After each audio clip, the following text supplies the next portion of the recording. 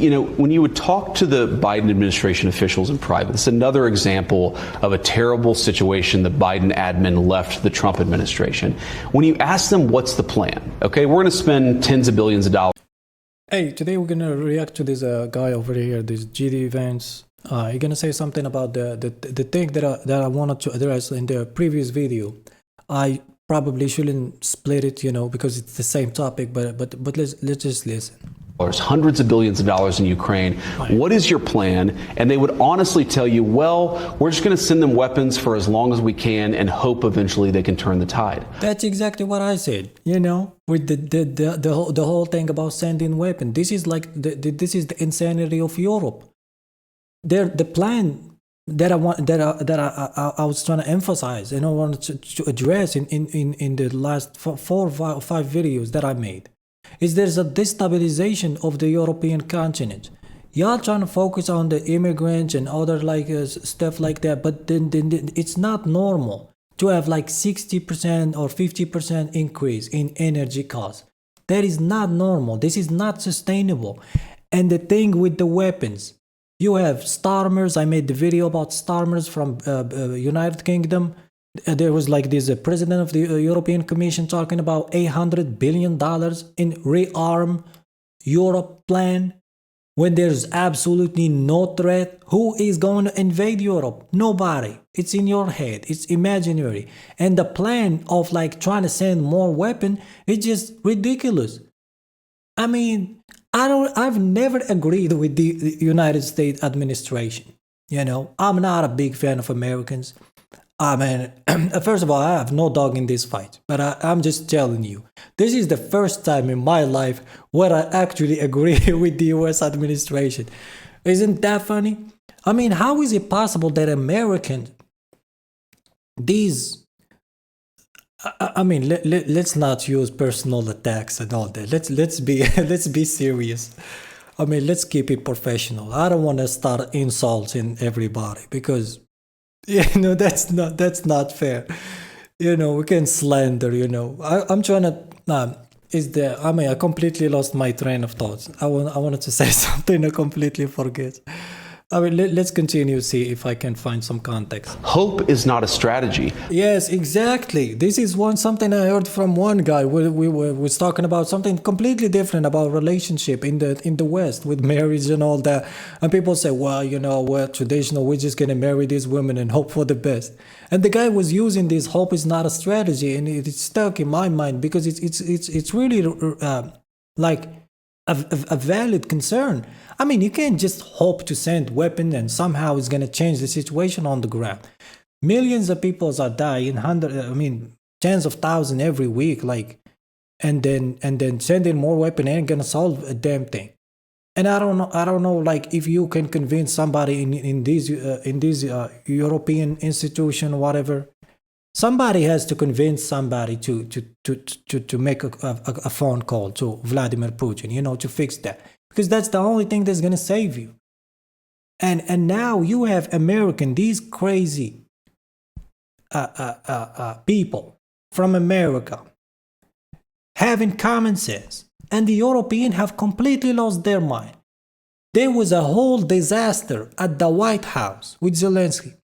And next day, they all trying to fucking like make this speech, this grandiose type of speech. Oh, we stand with Ukraine. I mean, listen, I'm getting emotional about it because I see the danger. I know the history of Europeans. Maybe you don't know, because I'm talking to a broad audience. I don't know where you came from, but if you study the European, sometimes they get bored. And when they get bored, they get very dangerous. Now, I hope I made the last video about the president of the European Commission when she made the plan to rearm Europe with $800 billion. That plan is probably going to fail. But even if they manage to do it, I hope it's just money that's going to some corporation, right? I hope that some banker gets the money, it's laundering it, you know, somebody get like some behind the scene type of deal, whatever, and nothing is about Ukraine. I hope that's the case, because otherwise is gonna turn into a very, and I'm not trying to be shocking, like I'm just reading the news, I'm just reacting to what's available. Some people, especially in these spaces where they're trying to be provocative and they're trying to be like trying to shock everybody, it's like World War III, anything. I'm just reacting to what this is the vice president. Look at what he said. Listen.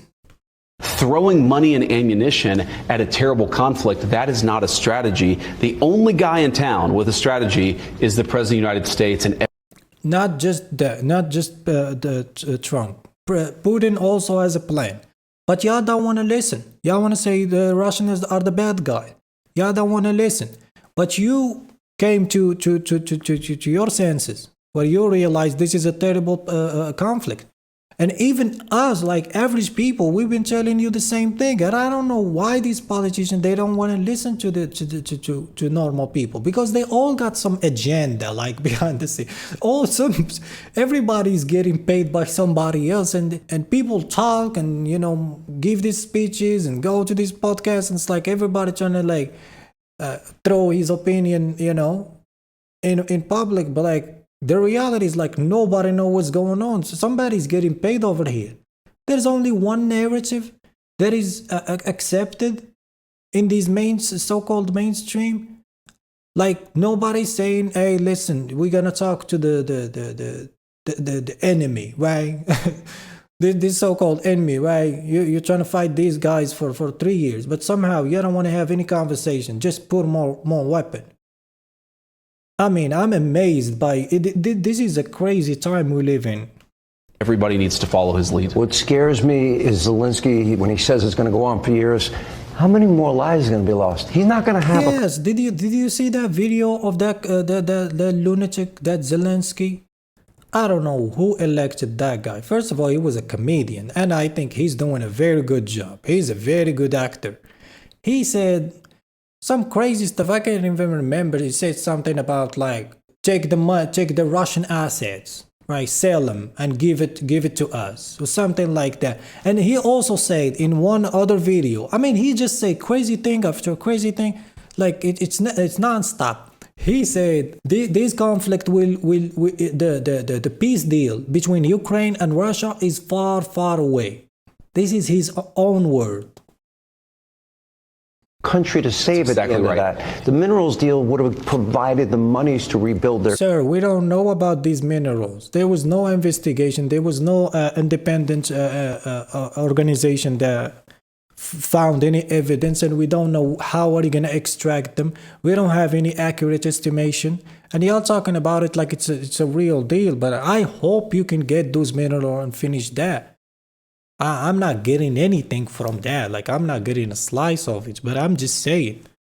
Y'all keep repeating this stuff like it's a foregone conclusion. Country and a strong U.S. presence and maybe European troops as well. And this is an important part of it. The president knows that, look, if you want real security guarantees, if you want to actually ensure that Vladimir Putin does not invade Ukraine again, the very best security guarantee is to give Americans economic upside in the future of Ukraine. That is a way better security guarantee than 20,000 troops from some random country that hasn't fought a war in 30 or 40 years. The security guarantee. See, this is the humiliation of the Europe. I told you, you don't have any friend. You trying to be friends with America is a bad strategy. It's a bad idea. You can never be friend with America, nor you can be friend with other European country. And you can see it right now. You're just disagreeing on everything. Starmer from the United Kingdom say we're gonna like have boots on the trap. The Italian just said no, we're not gonna do that. Send your own people, right? Y'all can't even agree. I can't even fill a room with 10 people from Europe that agrees on most things. And also the economic guarantee for Ukraine is to rebuild the country and ensure that America has a long-term interest. You're not going to do that if you come to the Oval Office, insult the president, and refuse to follow his plan for peace. Exactly. The Zelensky and the goofball, like, you know what I'm saying? You're a little homie. You should be humble, sit down, and sign whatever contract they gave you. You're trying to be like, play the tough guy and all that. I mean, I don't know what drugs you're using, sir. But like, I couldn't personally do that. Like, going to the U.S. administration trying to like, I mean, it's not because they.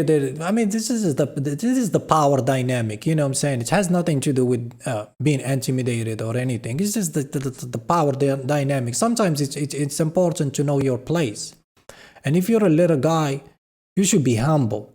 You had the video that I made about that woman from Estonia. That video was hilarious. She was talking, I made the research. Estonia has actually 1.5 million people. That's the entire population. She was talking about she want to take over China and Russia at the same time.